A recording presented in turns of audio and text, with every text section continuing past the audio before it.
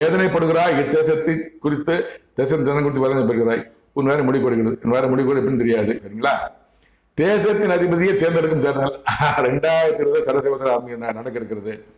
தமிழக அரசியல் அனைவருமே அரசியல் லாபத்திற்காகவே அவனவனின் ஆதரவாளர்கள் கூட்டமாக கூட்டிக் கொண்டிருக்கிறார்கள்.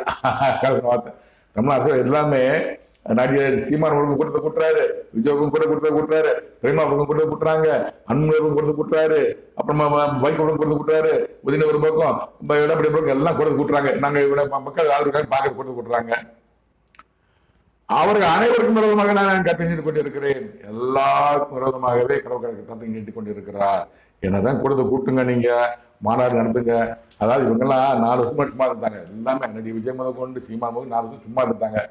விஜய் அப்ப இப்ப பாருங்க, உடனே நடிகை விஜய் மாநாடு நடத்துறாரு, சீமா மாநாடு உடனே நடத்துறாரு, பிரேமலா மாநாடு நடத்துறாங்க.